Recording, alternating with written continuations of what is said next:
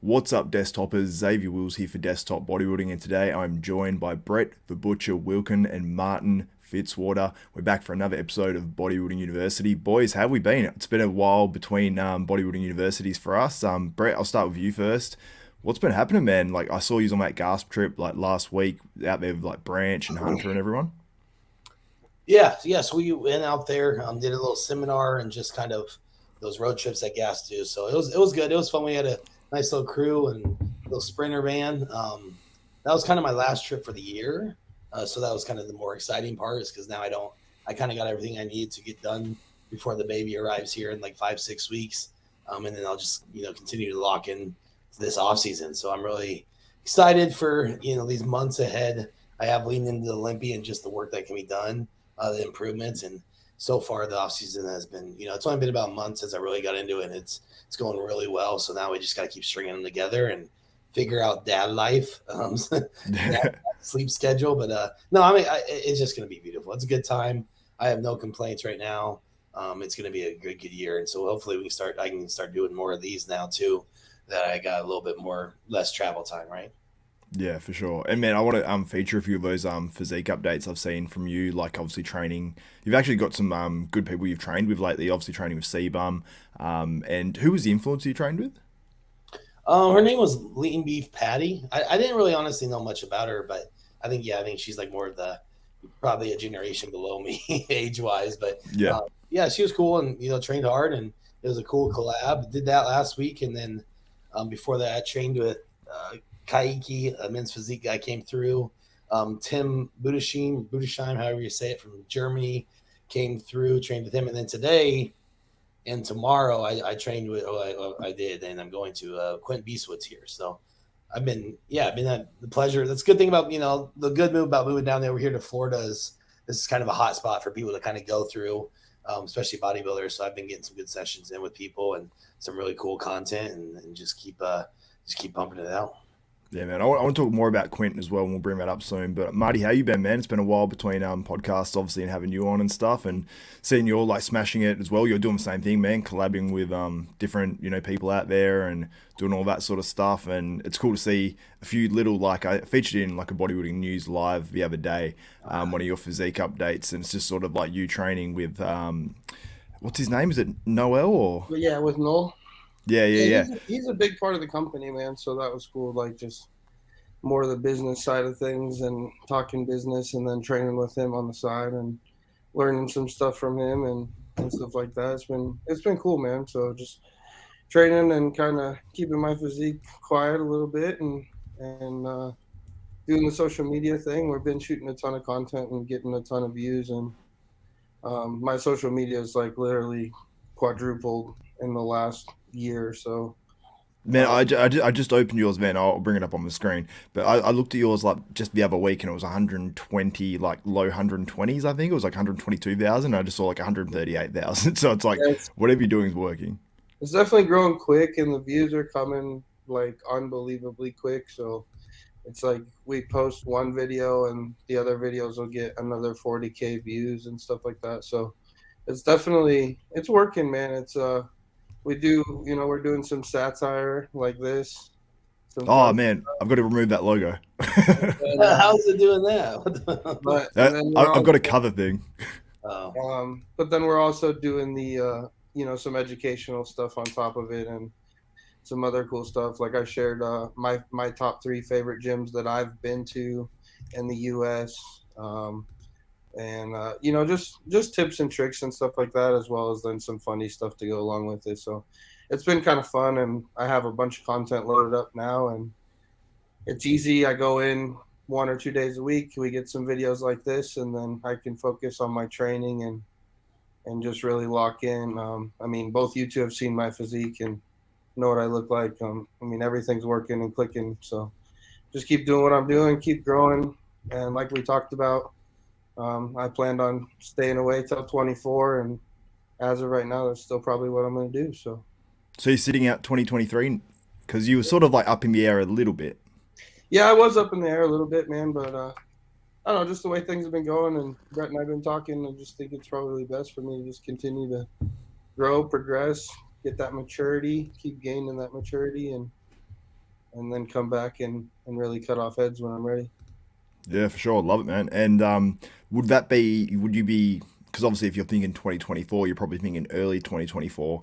Obviously early in 2024 and every season typically, unless it's like, COVID affected, the Arnold Classic is the first contest. Is that a contest that you would apply for and try to get an invitation to? Yeah, absolutely. That's kind of what's on my mind, but we'll see. Obviously need to talk with my corner more about that come time. But I do think that that'd be a cool move for me, and then obviously just continue into the next couple shows afterwards and make a real good mark. Yeah, man, for sure. And Brett, we'll get back to your physique updates as well because, dude, you got to obviously stand and train with, James Hollingshead, who's a guy who has looked fantastic in the past, and I know he's ramping things up for a bit for this year. Obviously Hunter Labrada as well, who's a guy who's finished, right up there in the Olympia.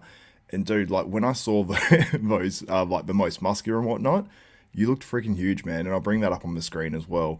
But how does it feel standing next to guys? I suppose you and James, you can say you're both pretty close in terms of what you've done. In terms of I suppose James won some more contests, but he's competed more. But obviously Hunter as well, standing next to him and knowing what you look like, is that like a good gauge for you? And does that give you more motivation going into the Olympia this year? Yeah, I mean, absolutely. They're those guys are proven. They've won multiple shows, so being able to stand next to them and look good next to them, especially when we're all kind of in the same point of an off season, it's it gives me a good gauge. It also in person, we're always a lot tougher on ourselves. I know Martin knows how that feels too. It's just like I just came out of that. I was like, hey, I need to keep doing more, right? Hey, I look cool in photos, whatever, but they still had 10, 15 pounds on me, right? And that's what I need to get done this off season is just, put on that more tissue, that needed tissue to be competitive with these guys, right? Just the size in general. That's a good shot for me, but it needs to go everywhere. It needs to go in, the legs, the back, the arms. So I'm being very strategic in what I'm doing this off season. Like I said, I started a new training program where I'm logging everything. I'm going to be, releasing that where people can follow along with it here ahead. Things are coming together really well. So I just need to keep, like I said, like Martin's doing, we just need to keep our head down and putting in the time right now. And that's what we do best, what we've always been able to do. And shit, the last thing is, last time we had an extended off seasons like like we're doing right now is when we were together in Colorado and we saw how that turned out. It led into us, both, him turning pro and me doing my first pro open show. So, that's just the time that we need. So this is what this is all about. And yeah, if I can share these moments with those guys, that just makes it as better too.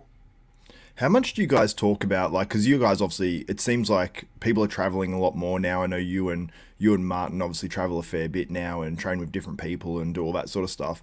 How much do you guys talk about, I suppose, bodybuilding versus off-topic sort of stuff versus business? Because I when I talk to a lot of you guys behind the scenes now, I hear a lot of you guys talking about business and things like that rather than just, bodybuilding. I would say, I mean, honestly, when we get like one-on-one and stuff, and like especially not like on a podcast, exactly. Like obviously, this is gonna be all bodybuilding and stuff.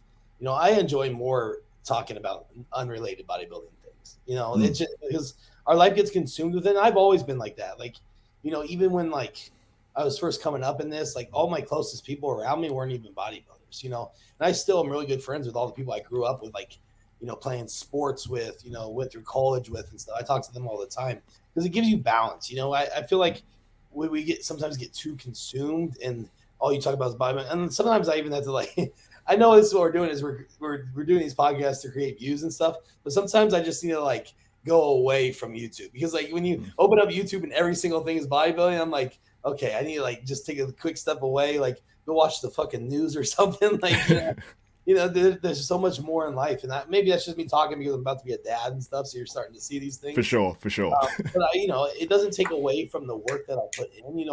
I'm still just as focused as ever. It's just lately I can see myself. I'm filling the free time that we do have, which is not much because between the eating, between eating 4 to 5 hours a day, training 3 to 4 hours a day, that's a job in itself, that 8 to 9 hours. So those extra 2 or 3 hours I have a day, I'm going to fill it with something else. And that's usually, for me right now, it's how am I going to continue to expand, the butcher hooks, my training, my coaching, and then also, with the baby and the things like that. So I feel like especially me and Martin, we just met up last week when I was in Dallas before we left.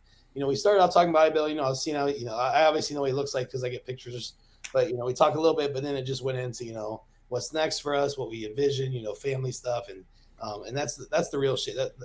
When you start talking about that, that's when you know that you're closer to people, is when you start talking things about unrelated to bodybuilding. Yeah, for sure, man. I love that. Marty, like, I know you're someone who's, obviously young and like driven, and I know you're driven business wise and obviously competition wise, extremely driven. And, some people might say like to a detriment, because I know a lot of people, there's a lot of guys in this industry that burn out. And same thing as YouTube, same thing as a lot of things like that, where you've got to put a whole lot into it and go hard to achieve, levels that you want to achieve. So do you find that having that like disconnecting sort of thing where you're talking about other stuff and then separating yourself from bodybuilding, sort of, it seems like you've almost done that a little bit through your social media, because you're still doing the bodybuilding content, putting it out and batching it, but it seems like maybe you've just taken a little step back in your off season just to sort of, I don't know, I haven't really spoke too much about it, but tell me. Yeah, man, honestly, man, I would say that I was a little bit opposite of Brett. Like, he was always kind of somebody that kept me grounded and like talked about business stuff and stuff early on, because like I was a super fan of bodybuilding. Like, if anything, like Brett will probably say that I made him more of a fan of bodybuilding, because I was always talking about bodybuilding early on, especially.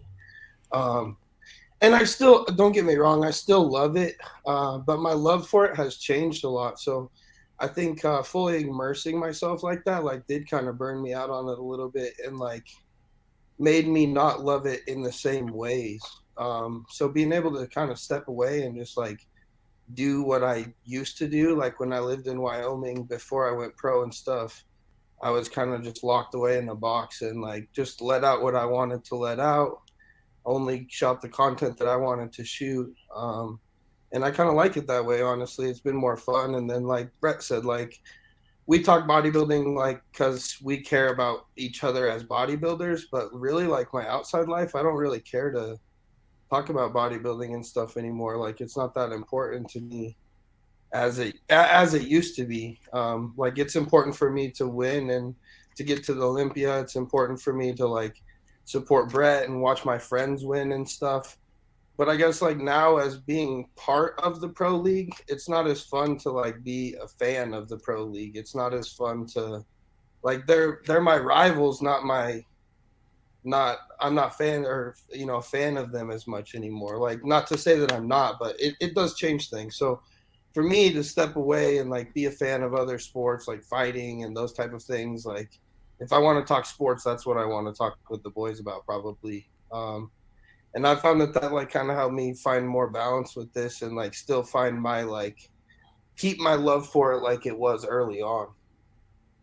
Yeah, like, it's like you said, like, you've got to find those interests outside of it. Like, I don't know about you, like you said, you might want to watch fighting and things like that. And I went through a stage of watching like UFC and things like that. But now I've like recently got really into like F1, like Formula One, and dude, I fucking love it. Like, I'm like listening to all this stuff and doing all the stuff that, as if I'm like, a bodybuilding fan, like to that level where I'm listening to all the podcasts and all that sort of stuff. Because I find like a lot of bodybuilders, once they get into something, they sort of go like deep into it. Yeah. We're the guys that listen to the podcasts of other stuff, even when, people might call themselves an F1 fan, but they'll just watch every other race. You know what I'm saying? So, Brett, what sports and things outside of bodybuilding do you get into? Obviously now it's probably like focusing a lot on business and you know what I mean, family, all that. But yeah, no, I've always been. That's one thing I haven't lost. And I think that's what kind of Martin meant, was I opened up.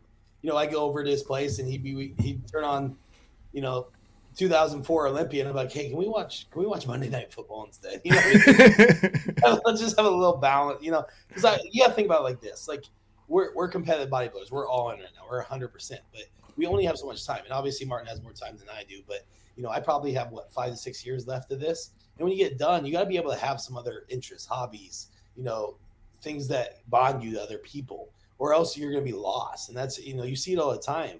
And with these competitive bodybuilders, they get done and they're lost. And then, they don't know where to go from there, or they waste a few years of their life after that. Like, I'll be ready to make that next transition, whatever it is. And you got to set that up, because that's just life. There's more to it. But also, but that doesn't take away from like we're doing what we need to do necessarily all day. It's just, like I said earlier, you have to find that time to consume other interests and grow other things. And that's where we're at in life. And so, yeah, whenever I get a chance, I want to start spending more. What bodybuilding's done is like, it is a full-time job, so it took away from some things. Obviously, you can still watch sports. I go to a lot of professional games, football, basketball, things like that. I want to get back into like hunting and stuff. I really miss that. I did a lot of hunting before, bodybuilding, but now it's very hard to do because those are long trips, or, you're missing a lot of meals, and no matter when you're competing, you can't do it and stuff like that. So those are my hobbies. I used to do all the time is sports and, hunting, spending time with family, but I can't wait for that to kind of come back. But like I said, there's times in your life where you got to prioritize things. And right now it's the bodybuilding. And I'm in love with it more than ever right now. And so we're going to continue to do that. But, you got to be able to find these balances and outlets too on the side.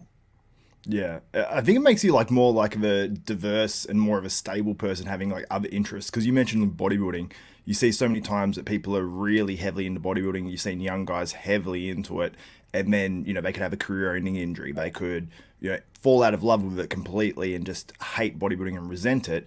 And then outside of bodybuilding, they don't have anything, and then they go through this sort of period of being lost because they've lost their identity because their identity was bodybuilding. But I think if you're more of a diverse person in terms of like a diverse range of friends, a diverse range of, it gives you more viewpoints, makes you a more rounded person, which is something like when you go through stuff, you sort of just start to learn that.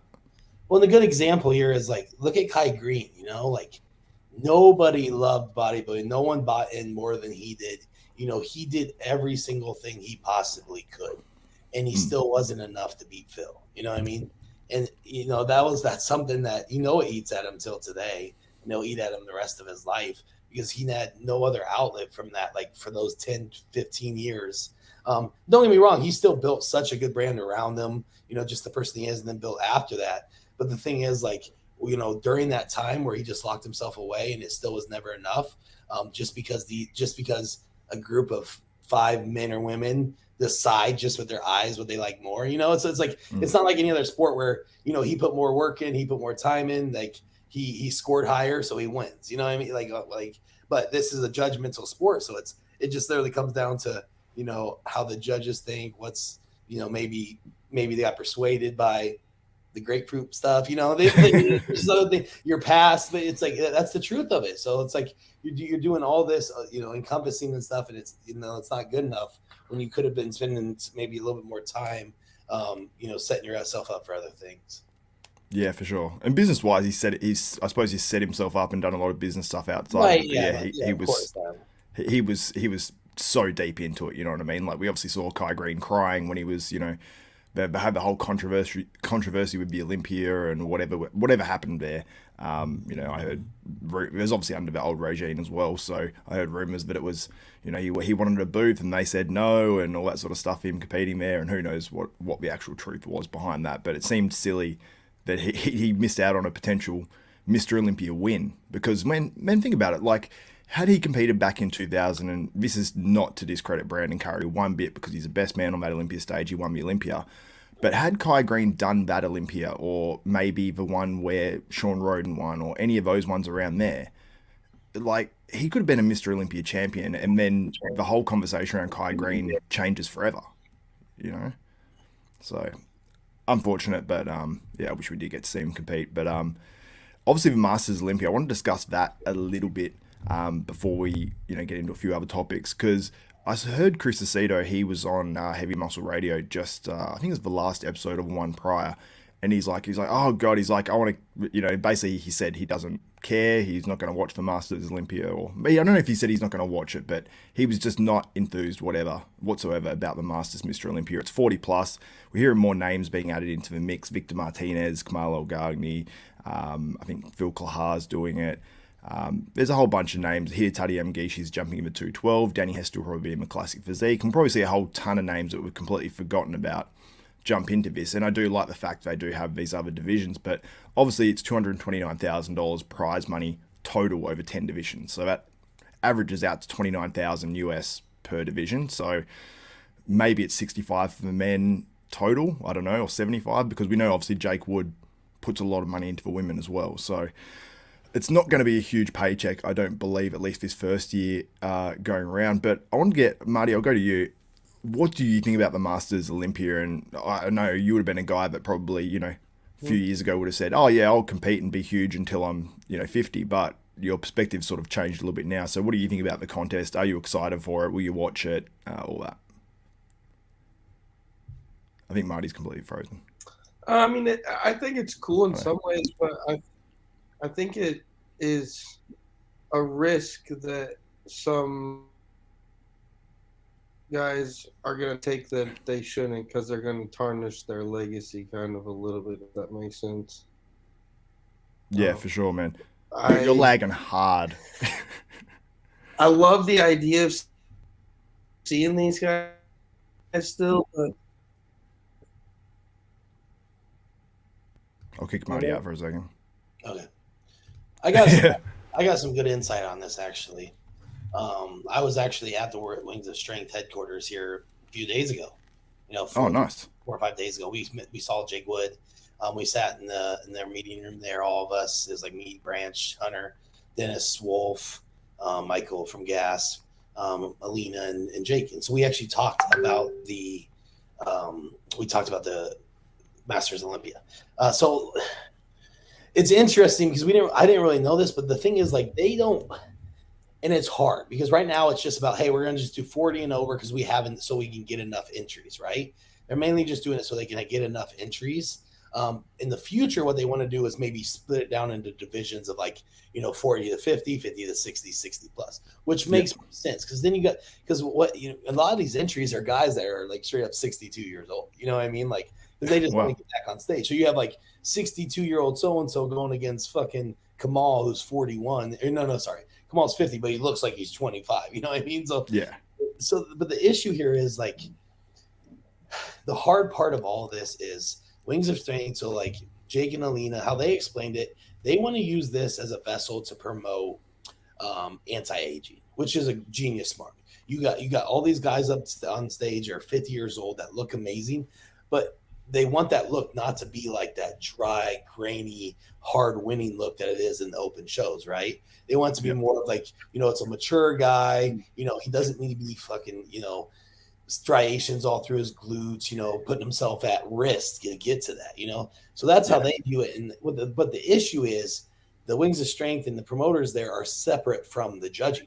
So it's like, hey, you know, like, judges, we can tell you how we want you to judge this, but it's up to them how they do it. And what the big issue, I think, is, and we even talked about this a little bit, we were like, so why did you make this? The hard part, I think they really screwed up is they're giving the winner a Mr. Olympia invitation, right?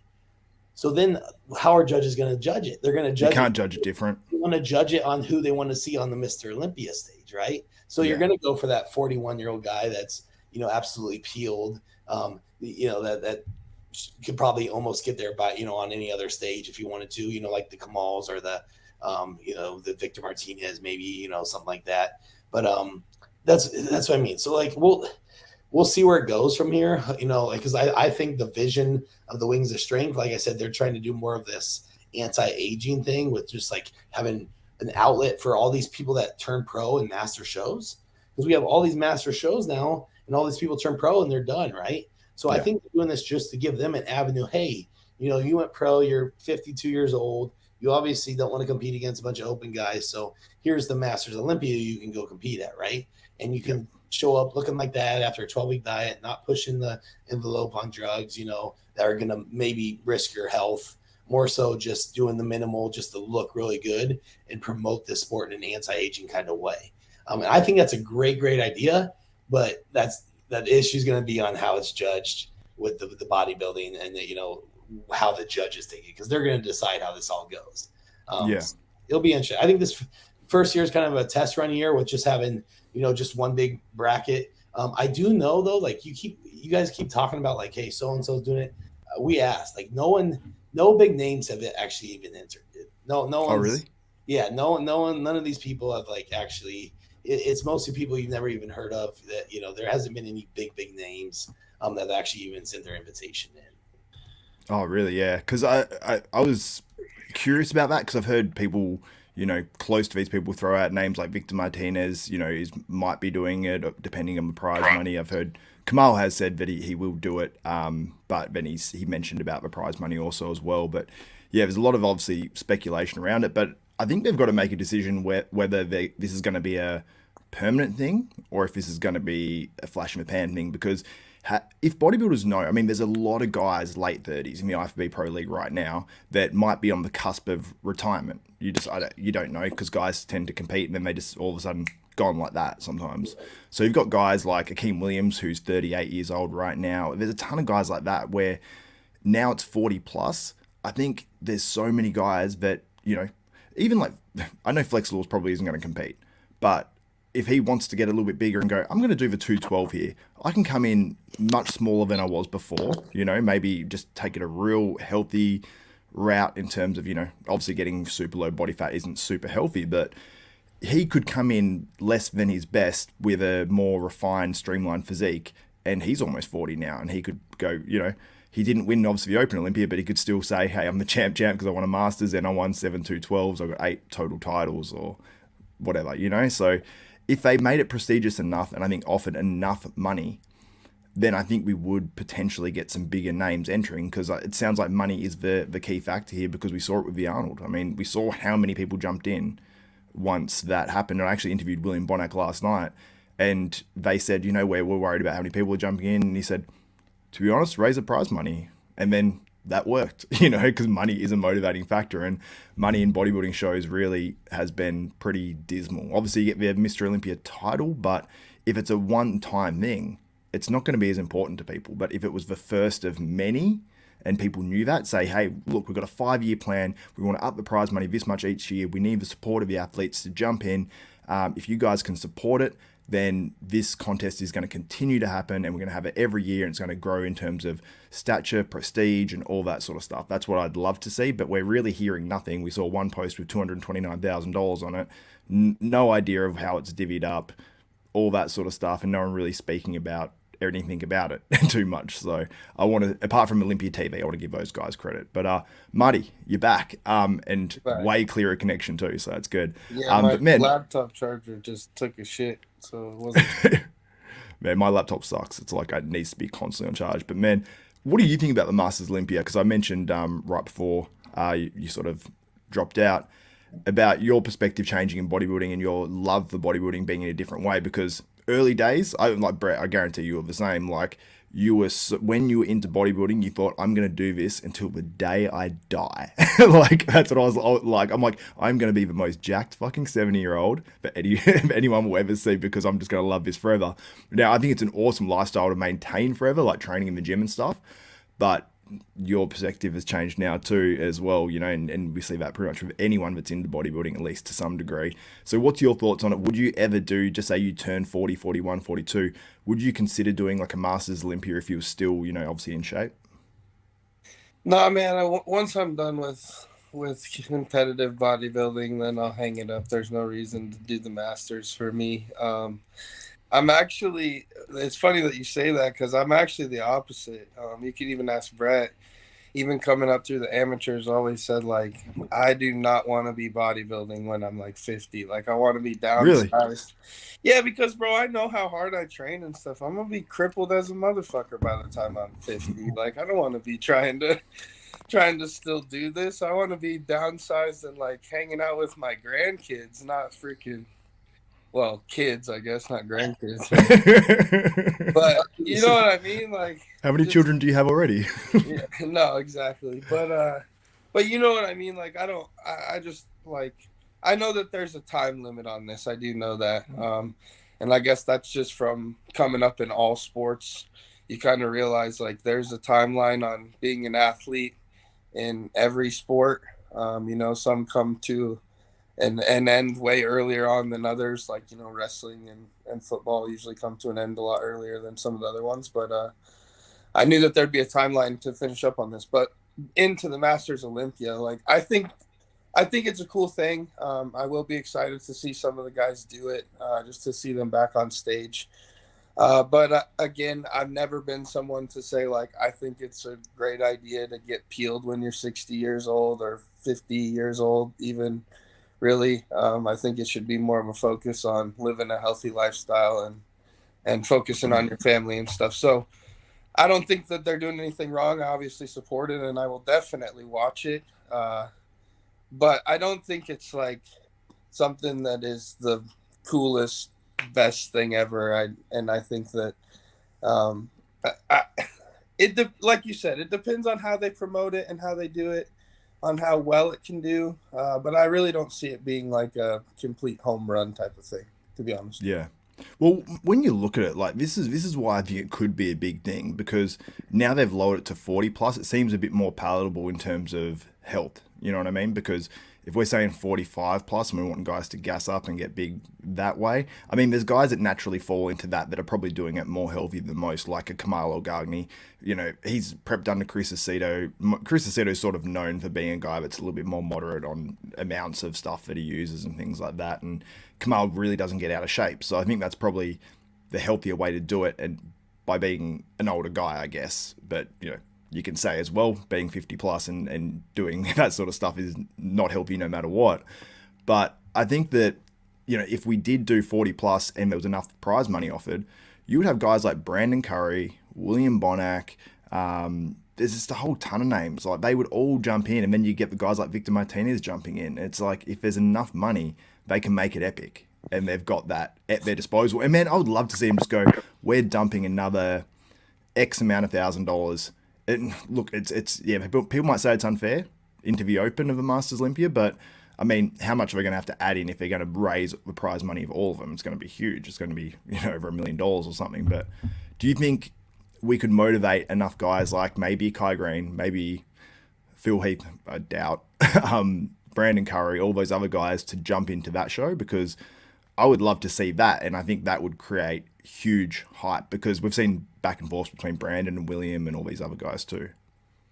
Okay, so my question is, how much do you tarnish your legacy when you show up on stage and don't look like you've looked in the past? Brett, what do you think?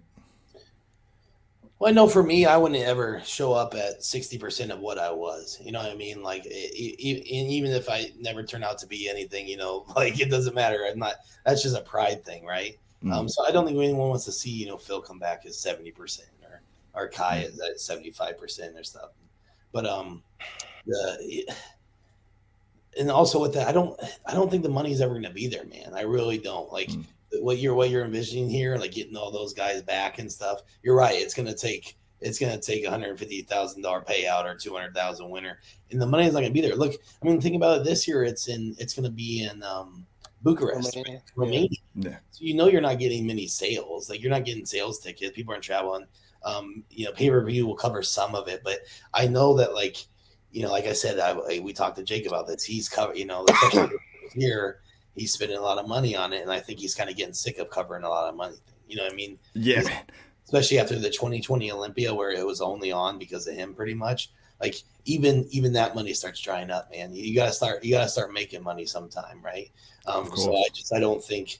I think maybe the Masters will continue, but I think it will always be at the level of like you said, like 75 for the, you know, for the 75,000 for the men combined, women and stuff like that. It'll just be like another show, another outlet for, you know, these older competitors. For these older competitors that still want to compete.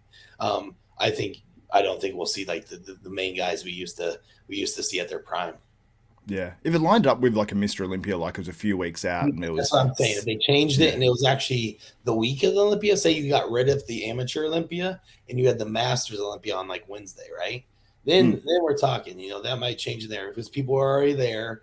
You can go relive it. You know, on Thursday night, go watch these guys, right? You know, Johnny Jackson, whoever. But I think that's the only way that would work, is if it was like the week of the Olympia.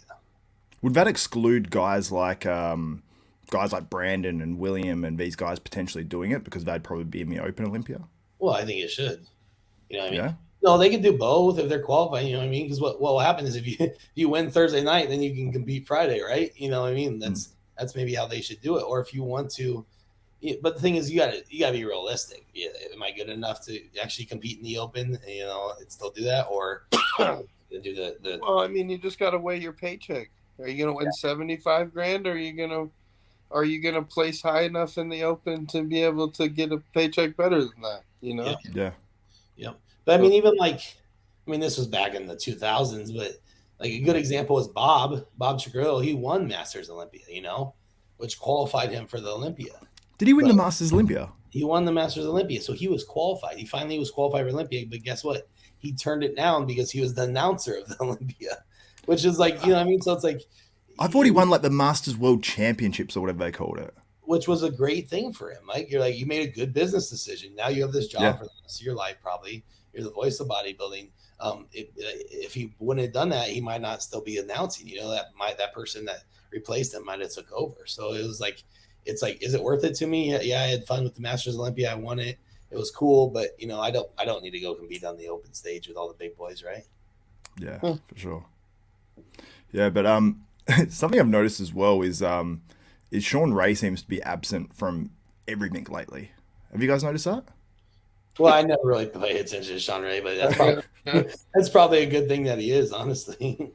Yeah, I mean, I was always surprised when he was like continued to pop up. But anyway, let's move on. Let's talk about Quint Beastwood, Brett, because you trained with him. I want to know how he's looking, because he's made the switch. He's working with Dorian Hamilton. He's sponsored by HD Muscle, and he made that switch to work with Matt Jansen, who's obviously got awesome crop of athletes now. Obviously yourself, Nick Walker, now Quentin Beastwood, ton of really, really good guys. Justin Shire, I believe. Yeah, a whole ton of names.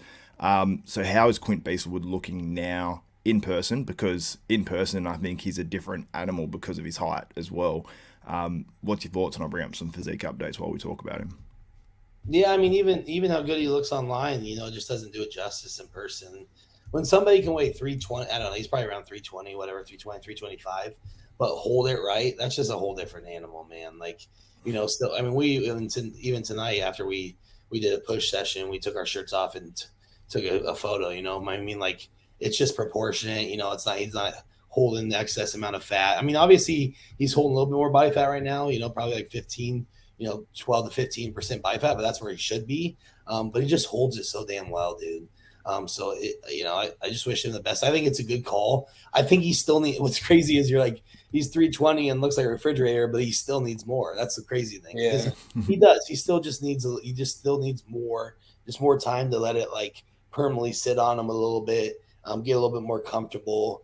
But he'll come out. He'll be dangerous for sure. Give it another year and he'll be. Like he'll shock a lot of people right away. So we'll see, man. So as long as he keeps doing what he's doing, and he seems to have his head on his shoulders. He has the genetics. It just comes down to the hardest part of it all is, can you stay away and take a whole year off of eating 6,000 calories a day, stuff in your face, training hard while it hurts for a year straight? That's going to test you. So we'll see how it goes.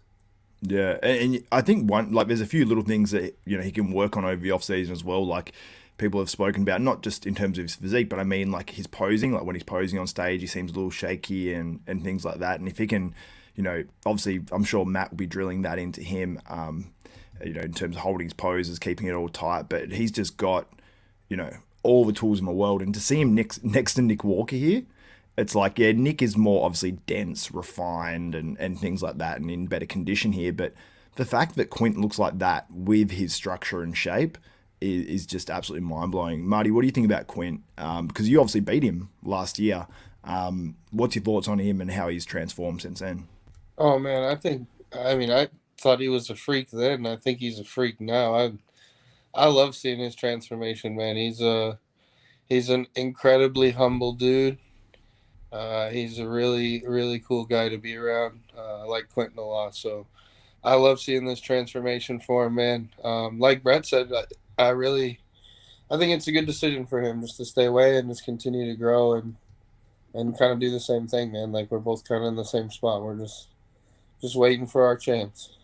Yeah, for sure. And you can see in the back double bicep, that's where the real difference is in terms of Nick Walker and Quentin Arai. Obviously, the condition's huge, but Yeah, I can't wait to see, obviously, you guys competing and all that sort of stuff, and these battles with you getting back up there and competing against guys like this. Because obviously, Marty, you had that battle last year with Andrew Jack. He was sort of like, I would love to see you guys on stage next to each other again. That would just be fun. Like it would just be cool to see that battle. But Quinton's sort of another one of those guys that's a tall, really tall, small waist sort of guy, and it seems like there's just a lot of those guys in the IFBB Pro League right now. You've got obviously Andrew Jack, you've got Quinton, and you obviously got Samson Dowder, like three guys, three Nigerians as well, I believe, Yep. which is insane. And you've obviously got guys like Blessing and stuff as well. Do you see, like it being a real battle between, it seems like there's two types of physiques. You got the shorter guys, or a little bit shorter guys, like obviously Derek Lunsford, Hardy Chupin at the top, Nick Walker, and then you got these tall Nigerian freaks. So it's like, how do you see that playing out, 5 years down the track? Do you see it being more of the guys like the Quintons, like the Andrew Jacks, like the Samsons, if they are winning the Olympia, dictating who might be right at the very top? Or do you see just being, a combination of all these different types of physiques? I think we see it go back and forth, honestly, man. Right now, there's no one that stands out to me that's a Ronnie Coleman that's just going to dominate, that's going to set a precedent for everybody. Until that happens, I think it will go back and forth kind of from everyone winning, to be honest, you know what I mean? Like, it's who's going to show up best. But I do think if someone could set a precedent that is so freaky that they kind of set that type of dominance, then maybe we see it sway towards that style of physique. But until then, I think it will go back and forth. Yeah, absolutely. Brett, what's your thoughts? No, I agree. I don't think it's fully established yet. I obviously think those guys will be up at the top just because the sheer mass and how they hold it. We call them aesthetic, but all these guys are going to be 290 pounds, right? It's just like, they're aesthetic. They're bringing back the nine. No, that's how Flex Wheeler and Ronnie were. They were just big motherfuckers that had small. You know what I mean? Like, Yeah, yeah. So they're gonna be in the run, but comes down to matchups too. I mean, this will be a kind of a big year to dictate it. Are we gonna stick with like the Hottie and Derek look, and that benefits Nick Walker? Are they gonna be going the Samson route, which will throw a twist into everything? Because if you go with like a Samson look, then you got to have then you got to have Andrew Jack up there right next to him because it's a very similar look, right? yeah. So it's going to be interesting, But like I said, like Martin said, it'll go back and forth here for a while until someone comes out and just blows everyone away. Yeah, absolutely. I want to feature a few more guys as well. Some guys who can potentially break out in 2023 that are making their pro debut and all that sort of stuff. And one of them's Justin Shire. Now, he's been prepped, I believe, by Matt Jansen as well. Brett, do you have much insight into how he's looking or anything at the moment? This one was posted 5 weeks ago, and this was the starting point of his prep. Yeah, I mean, that's the most I've seen out of anything. So it's a great opportunity for him. Yeah, this is going to be a big step. It's going to be, it's your debut. You're going to set the tone for your career right here. And you did a good job of taking all of the last year off, and hopefully you just put the work in to bring, an update. It's going to be, he just needs the size, you know what I mean? Like, what he win, he won heavyweights, right? So he was probably 215, 220 last time he was on stage. That's not going to cut it in the open. So he's got to be as conditioned as he was, which he was peeled. I remember that. He's got to be 235 plus just to even get a look at him. So it's just going to come down to, did he add enough tissue yet? I know he's not doing New York. He is doing Chicago, I believe. I don't know if that's known. I just let it be known if it wasn't. But no. He let it be known. So it's like,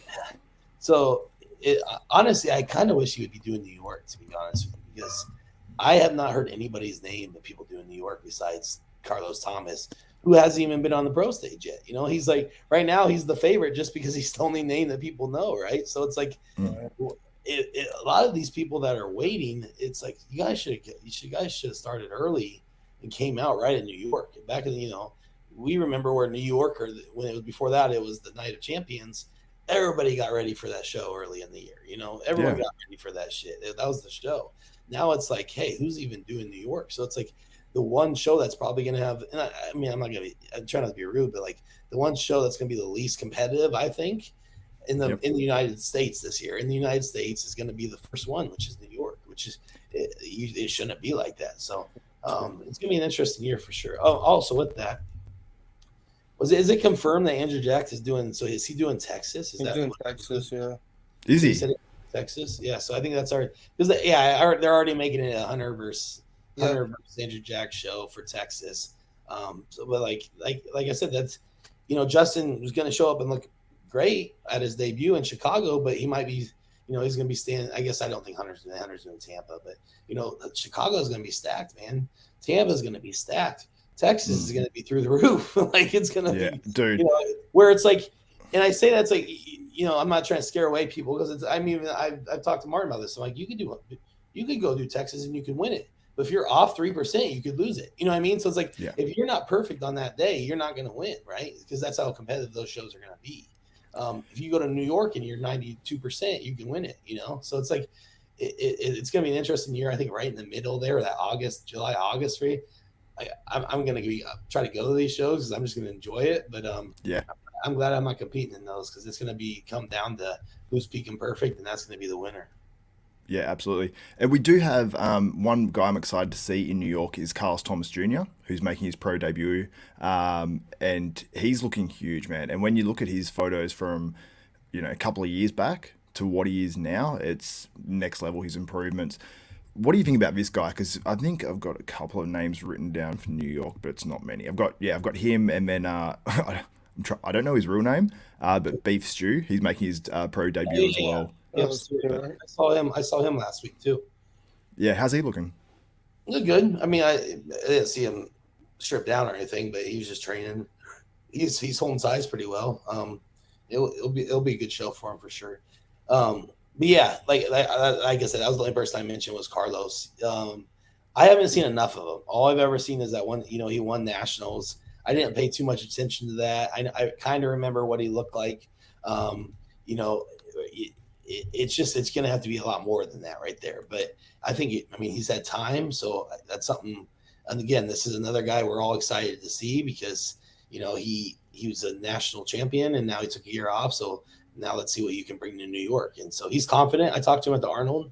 I ran into him. I think his dad's even more confident because he's always very confident. But it'll be a good show for him, and I'm excited for that. And like I said, I just hope there's some good competition there. For sure. If he brings conditioning, like he's in condition here, but he's got that sort of, I think from the back and just from certain spots, he needs to be really crisp, like through the arms, because it still looks like there's, you look at that, and that's not going to hold it up against, guys that are doing Texas and things like that. But he does look very impressive from we've got it.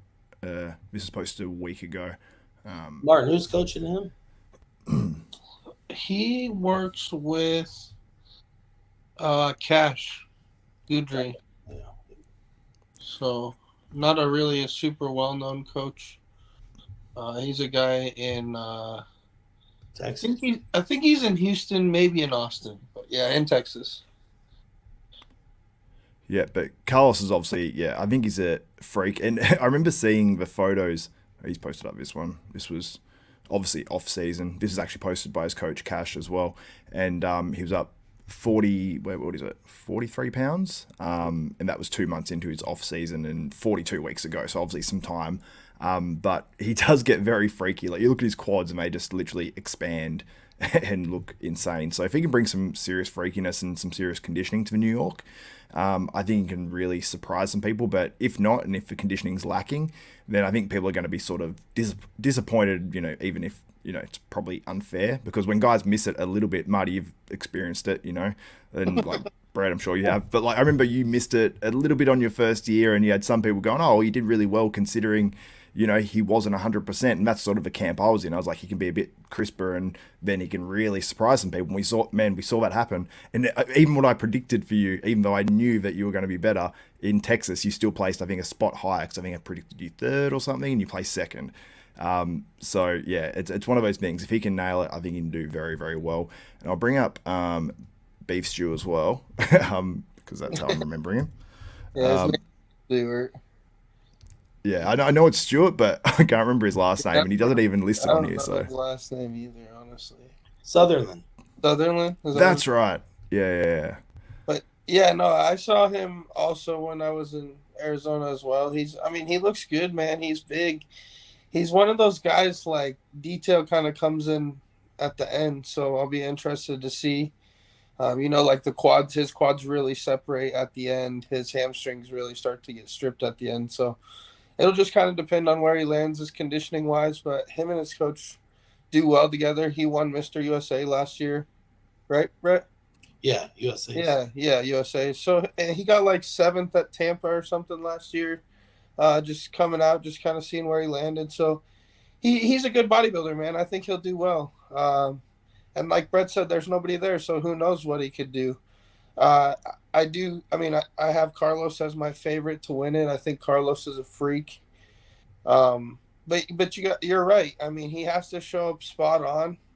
And it really anyone could swoop in and do some damage there. So hopefully someone's secretly prepping and come in and kick some ass.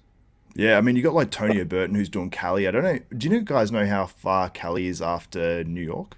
Well, it's only like a week or two. Yeah, close, super close. Yeah, so I don't know why Tony Burton wouldn't jump in. I didn't know. I wondered why Patrick Moore isn't doing New York, but he's not. Yeah, it's weird, man, because a lot of guys, like, even the other years, they're doing like other shows around New York, but not jumping in New York. And I'm like, that is whether it's the money to go to New York and stay there or what it is. But if you're in the same country, I know obviously people have certain restrictions, but to me, it's crazy not to do New York Pro because the prestige of it alone. I know it's the same prize money as a lot of these other shows, right? I but want still, that fucking ring.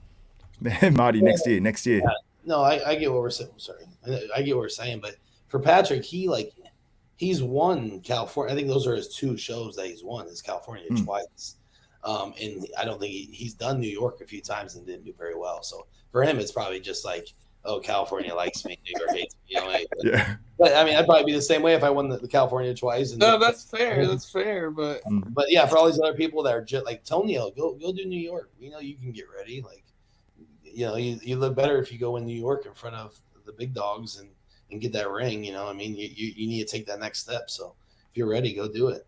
Yeah, obviously he's close to Cali, but honestly, like if he was doing New York, I'd pick him to win it based on the current lineup. No offense to Carlos Thomas Jr. or Beef Stew, Stuart Sutherland. They haven't stood on a pro stage really. I mean, Stu has, but you gotta earn your stripes, man. Tonio's earned his stripes. He made it to the Olympia stage in the Open. Shit, I pick him over me right now. I mean, statistically.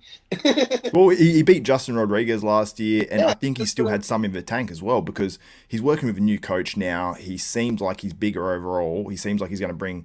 I've talked to his coach, and he's actually going to go stay with his coach for the last, like, I can't remember how many weeks, but it's like, I think it might be close to like 2 months or something, like 6 weeks, and he's just going to stay on his ass the whole time. And some things that Tonio, I think, has done in the past in terms of his preps and everything has been probably a little bit unconventional as well. So I think this year coming in, I think that because last year, while he was in great condition, he deserved to win easily. I don't know if it was the Legion or which show it was. Yeah, the Legion. He still had a little bit in his hams and glutes, and I even said that to him. I said, dude, if you can bring that in, I'm like, you're big trouble in a lot of lineups because he's got that Dexter Jackson sort of muscle shape, sort of crossed with Michael Lockett, which I always say. So he's a guy that's just so impressive. I'll bring up some photos of Tonio because he's I think he's definitely one that's probably going not under the radar, but I just am so impressed. I think. I told him and Dylan they gotta quit sharing so many pictures. It takes your wow factor away. Yeah, they post up a ton. Wait, can you guys? Oh no, it's on the screen. Sorry.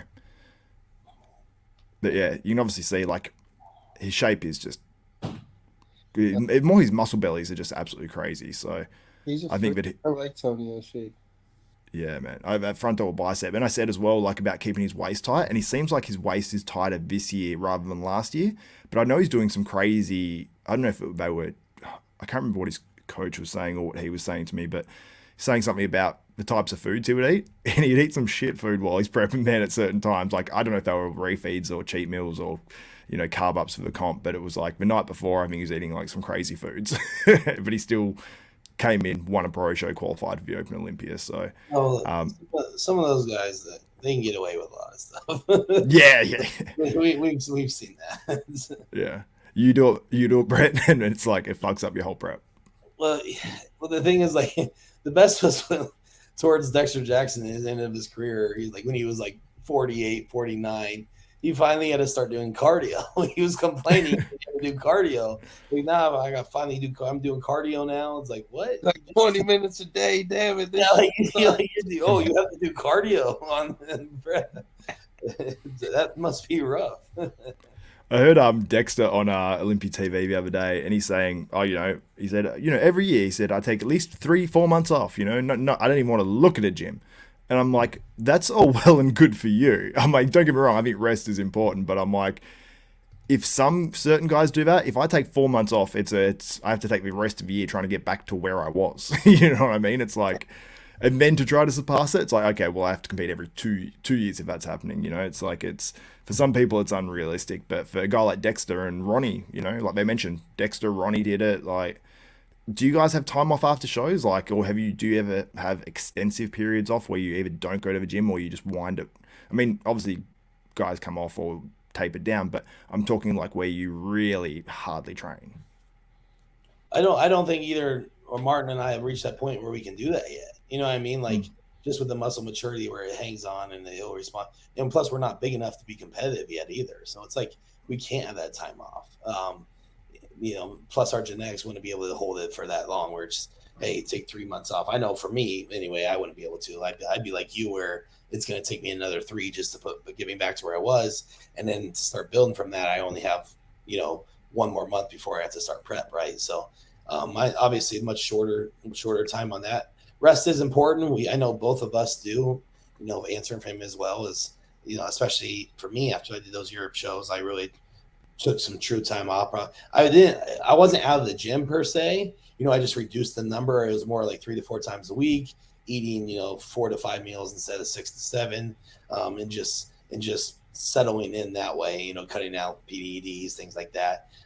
But that was only, I think for us, we can't go longer than 2 months mentally, or we're going insane. So that's you know, we got to get back to it. Yeah, it's a smart thing to do. Like, Marty, how do you go after comps? Like, versus if you do well versus if you don't do as well? Because, like, obviously after your last contest, I don't know if you went hardcore back into the gym or if you were like, fuck it. Like, tell me what it was like. Yeah, no, I mean, it definitely depends, man. Like Brett was saying, like, a lot of it just comes down to like where you are in your career, right? Like, when I was coming up through the pro ranks, like, I never really took any time off from the gym at all, because I was like trying to continue to grow and knew that like I needed to put on a lot more size and stuff. Whereas now, size wise, I know I don't need to make like huge leaps and bounds, like 10 pounds every year and stuff like that. Like, it's kind of more slow and steady, just like refining and maturing and stuff. So like this last year was definitely different for me. I took more time, I feel like, than I have out of the gym, but not necessarily. I mean, I still didn't stay away from training. It was just like Brett said, like, before I was never going to come out of the gym. I just maybe reduce numbers, like volume, and change the way that I ate. This year, I actually said like, okay, yeah, like I'm going to train 3 days this week and 4 days next week. And like, I'm okay with that. Before, that was like really hard for me mentally to do. But you also get older and you get more bumps and bruises, and it's a little bit easier to say like, my fucking knees and my elbows and shit and shoulders like actually need 3 days a week for a little while just to get back into the groove of things, you know. And then when it's time to go hard, it's time to go hard. But yeah, it's definitely changed. And like Brett said, I do think that a big part of it is like, as you're trying to put on size, you never give yourself really time off, versus now that we're getting closer to the size that we need, we know it's like, okay, time to take some rest. Also, it takes a toll on your body to be this big now. So you kind of start to see it more too, that like, hey, like I actually need time off. Like I'm not sleeping good because my central nervous system's beat up or this or that. Or like just even your knees and ankles from just being purely heavier than you're used to being. You start to notice those things now when you're bigger, you know? Yeah. And I've had like, bulging discs in my back to the point where I couldn't get onto the toilet. Like I was like wheeling around in like a computer chair, and then I was like, I need someone literally to lift me onto the toilet, like those first couple of days when I messed it up. And it's like, when that happens, for me, I was like, holy shit, I need to take recovery, rehab stuff, any sort of stretching, anything way more serious, because the level of pain that causes, and the fact that it completely disables you. So if you're working or whatever and have to go out of the house, fortunately, I was doing YouTube, but I literally couldn't sit up for long enough because I'd have to just lay down. So it was like, it makes you realize, how much you need to take care of your body getting older as well. And now I'm listening to all these like older, I don't want to say older. Yeah, older. They say older. Like bodybuilders on podcasts. You got obviously like, Palumbo, who's, just had heart surgery and he's got to have heart surgery again. You got Dennis James. He talks about it and he's had a few health concerns, and all these other guys on there are having either health concerns or injury things and stuff like that. And it's like, I mean, it just makes you realize you got to take care of your body so much better. And I think sometimes being young and being reckless as well, sometimes you don't want to take those rests, or at least pulling it back. Like Brett, like what you did, and Marty, what you did, super smart, because like you mentioned, like your digestive system needs a rest because you're constantly slamming your body full of protein.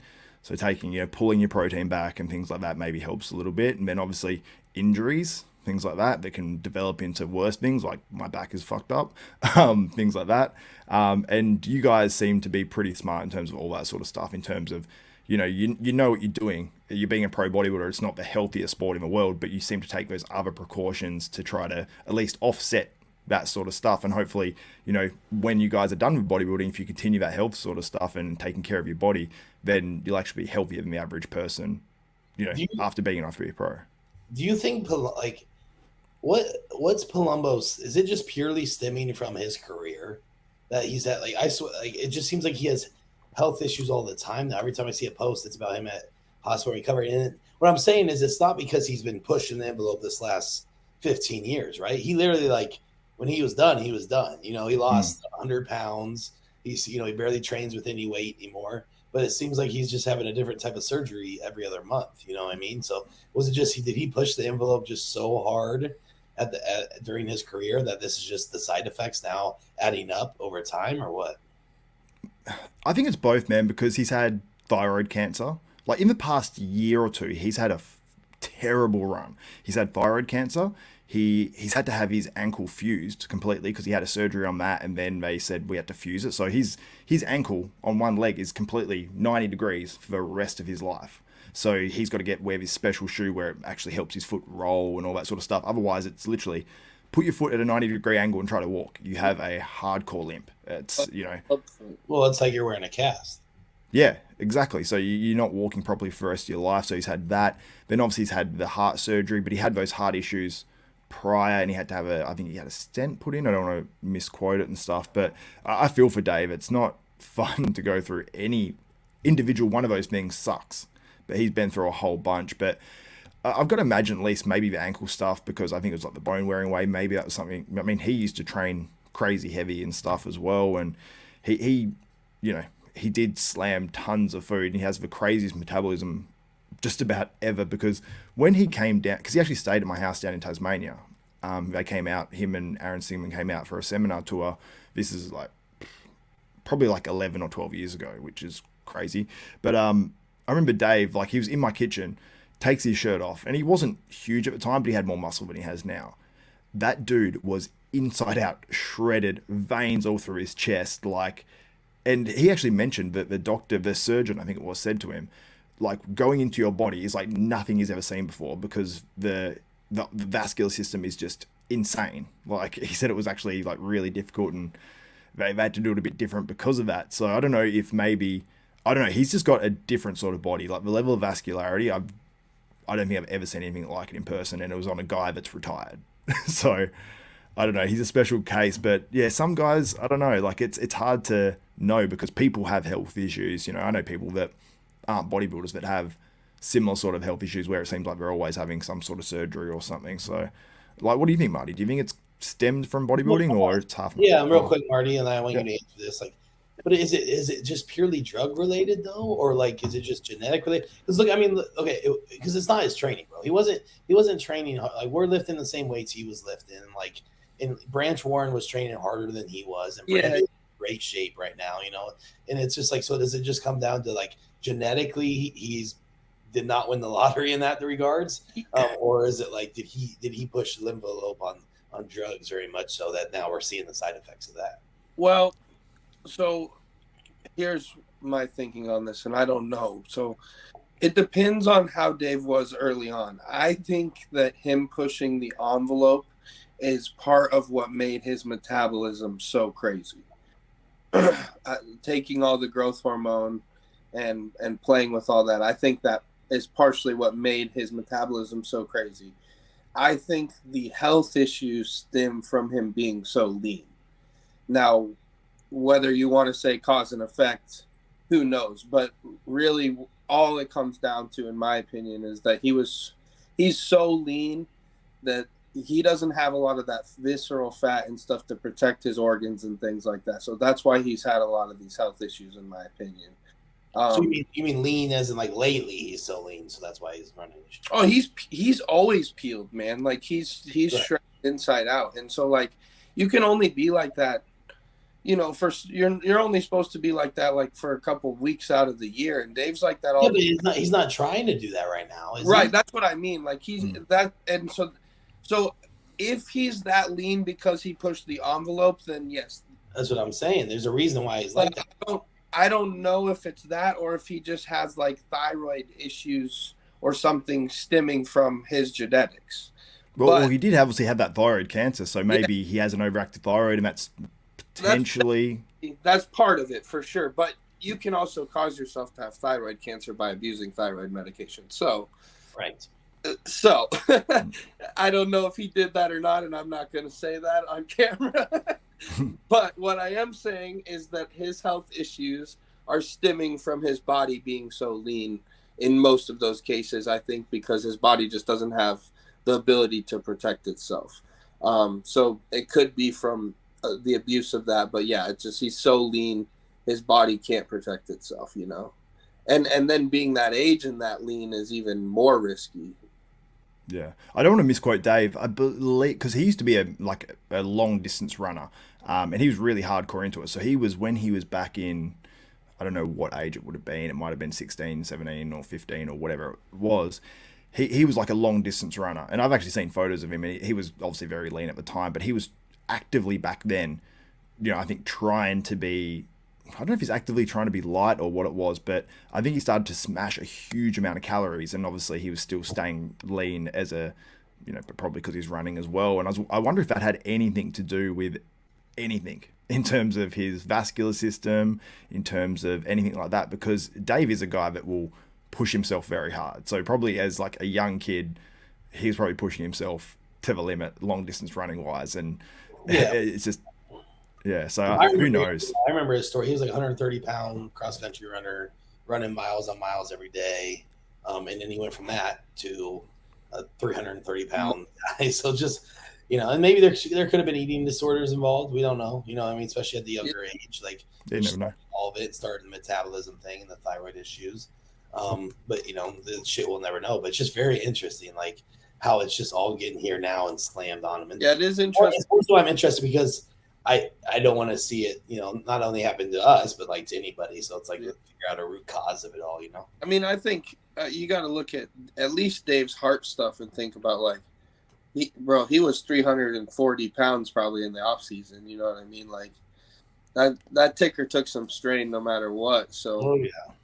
So, you know, I mean, we definitely take risks and we know that, but it's definitely something you got to think about. Us like, part of the reason that I don't really believe in getting super, super fat. Like, I mean, obviously Dave never got fat, but like, You know what I mean? Like I'm 5'7", I can't be 300 pounds in the off season, because if I do that, then like the amount of strain it takes for my body to be like that, it's like, holy cow.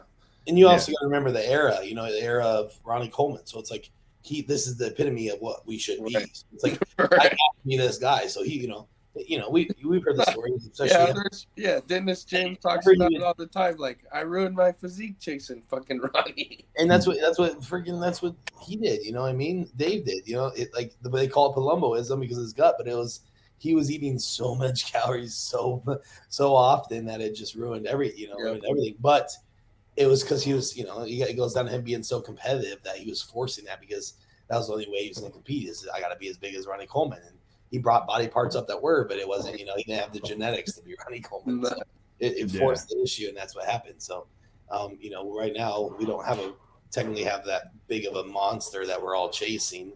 I guess it was Rami there for a while, but, it's not like, I think it was a kind of a different time where it was just like, if you're not as big as him, you'll never beat him. But now we realize after Phil, where he was in his 240s beating 300 pounders, that it can be possible, right? It's funny how everyone used to just chase whatever's at the top, and because we had limited exposure in terms of knowledge back then, like I when I got into bodybuilding, it was, it's still a long time ago now, and Ronnie was king at that time, and it was like, well, I don't know what year it would have been, but he was winning the Olympias, and it was all about, you finish a contest and you try to get as heavy as possible, because after I competed in my first contest at 17, I went from being 70 kilograms on stage, which is what, like 160-ish maybe, to then I went up to, I think it was like 230 in the space of 25 weeks. You know what I mean? So I got fat as fuck. And it was like, everyone was all about dirty bulking and all that sort of stuff. So I was like, cool, at night, this meal would be half a pizza, 4 slices of toast and peanut butter, and, a double scoop whey. And I was so sick every day. Style. What's that? That's Lee Priest style. Yeah, man. Well, that was literally, Lee Priest came to my gym down in Tasmania, and it was after, I don't know if it's after he won or got second at an Australian pro show, and it was the one that was up in Queensland. I think Ronnie Raquel won that. Lee Priest got second, and it was, I think, only days after that he came down, and fuck, he looked awesome, man. I was 16 years old before I actually ever competed, and seeing him in person, and he's literally just like, before anyone was open about the gear they used and stuff like that, like everyone had notepads. And Lee Priest says, "Oh yeah, add some Deca, this, that, and everyone's just like head down, writing it all down. Like, we're getting the information. It was all basic stuff, but back then it was like earth shattering. It was knowledge was gold. Yeah, no, exactly. He always tells me all the time, like, I'm too skinny, go eat McDonald's. Like, Lee tells you that? Yeah, he loves he loves McDonald's, and he thinks I'm always too skinny, so I need to go eat McDonald's. Yeah, for sure. Well, we'll see, man. I think your face would blow up to the size of, like, I don't know. It'd probably be a Lee Priest face. He would get huge. Mm. Well, that one year he got like all the way up to what, 290 or something. But yeah, bro, he got to 290. He looked so bad, and then like he did all that work, and then he had to cut down, and he was still 205 on something. Yeah, bro, he did that prep. He did 3 hours of cardio a day. Oh, we know better. We learned from that. You know what I mean? No, trial and error. We learned from that. That's like, I'm gonna bring up a photo of this. There's one, like, everyone looks at the one where he's sitting. Him just sitting there with his shirt off, a side view of him eating something. I'm pretty sure when he was the stage shot. He did a Kentucky Fried Chicken. That one. Yeah. Kentucky Fried Chicken ad, I think, or something like that. Yeah, he's eating like Kentucky Fried Chicken. I think I can't zoom in anymore on that. I mean, it is one of the best before and after photos of all time. We will say that. But. Oh, it's fucking insane. Yeah. Like him, and then Sean Roden has the crazy one too. Yeah, his is good. Yeah, Sean Roden, like that was the video that made my channel get any views at all, was the Sean Roden guest posing and then other people's opinions on it. Literally, that was what, because everyone was talking about it, and I did a video where it was, it said, because some people started to say it was disrespectful for Sean Roden to guest pose like that and all that sort of stuff. So I just sort of asked the question and then featured everyone's opinions, and everyone is into the off-season bulking bodybuilders and how fat is too fat and all that sort of stuff. But yeah, Lee Priest was like a different beast when it came to that. He was just like This is obviously one off season where he was on gear, but Looks awesome. yeah, because he actually has muscle. Like he has muscle here, but it's just very different. But yeah, I love it. He's just he was I don't know if I love it, but the fact that he's like a trailblazer and just did not give a shit what any like man, how many pros would be that fat and have that put in a magazine? No, Yeah, it's like he just doesn't care. would it? But yeah, that's for sure. I love it. But yeah, Lee's hilarious. But anyway, guys, do you have anything you want to mention? Brett, give your Butcher Hooks a plug and whatever else you want to mention before we wrap this one up. Yeah, no, Butcher Hooks are rolling. If you haven't checked them out yet, check them out, butcherhooks.com. Now I'm in the process of just stocking up enough so I can do wholesale. So retailing at, local gyms or nice supplement shops. So if you own a gym or shop, you can hit me up because I'm in the process of getting that set up. So that's just about getting enough inventory, and I'm doing that right now. And so it's been fun. It's been a good journey, and we're going to just keep rolling with it. So like I said, I'm glad to jump on here today. I should have more time here ahead, free time for more of these shows. And I think we should, now that you're established now, Xavier, in a good role. So let's keep pumping these out because shows start soon, and it's gonna be an exciting year. So the more we can get on here and bullshit and have fun with these, the better the season's gonna be. Yeah, absolutely, man. And yeah, we're going to be pumping out a lot more. And I want to cover my goal is to cover every contest this year. So do a live stream for every single one that actually has a live stream or a live watch party. So for those who aren't, some of these streams are expensive, like some of them are like $60 and stuff for smaller shows, which a lot of people don't want to pay. So, and we're going to see the photos on Instagram but from a lot of the shows later anyway. But if people want to jump on there, give their opinion, and they can sort of follow along as much as they can, and we can maybe have some screen captures of the shows and stuff like that for promoters that don't mind it. But I'll definitely be doing a live stream for every show, at least so people can follow along with results and they know what's happening. But a lot of these streams are very smart now. They actually I just go to take a screenshot and just go to feature one dodgy quality screenshot on there, and it's like you take the screenshot on your computer and it's just a black screen. It's like there's some sort of a blocker on it or something. So it's pretty insane. But what's that? Said it's an anti-hacker. Yeah, but Arnold did that. Anytime you take a screenshot or whatever, it didn't work. Impressive. Yeah, I was impressed with it. But Marty, what do you want to shout out? Anything in particular? Sponsors, whatever? No, just the regular stuff. It's all on my Instagram. Check it out. We've really been cranking social media lately, so there's like a lot of new content coming. We put up YouTube reels or shorts. And all that stuff. I actually started a Snapchat as well. So if any of you guys do that, I know that's like the new. Hello, 2011. That's huge now, I guess. Like, it is. Yeah. Influencers are making psychotic money, like thousands of dollars a day from it. So it's crazy. Yeah. So we started that. Follow that. And then otherwise, just planning to hopefully go train with Brett and get some more content for you guys and stuff like that. So we'll just keep doing these and cranking. Yeah, man. Snapchat's confusing to me. It's like I go on it now and it just sort of stresses me out. I'm like, this is why I don't use this app. When you got like one or two friends that you might message on there, I don't mean like nudes and stuff, but that's what it used to be more. But just like that's 2000, bro. Yeah, I know. Probably get hacked now and like everything will end up everywhere. But yeah, I go on there now, man. Snapchat's confusing to me, and I almost made that same noise as Brett. But yeah, it is popular. Like people make bank. I don't know how it works, but yeah, hopefully you do. No, but they're they put ads on your story like they do on YouTube, but they put it on your story. Really? Yeah. So it's really hard to get monetized. But once you get monetized, it is very, very fruitful.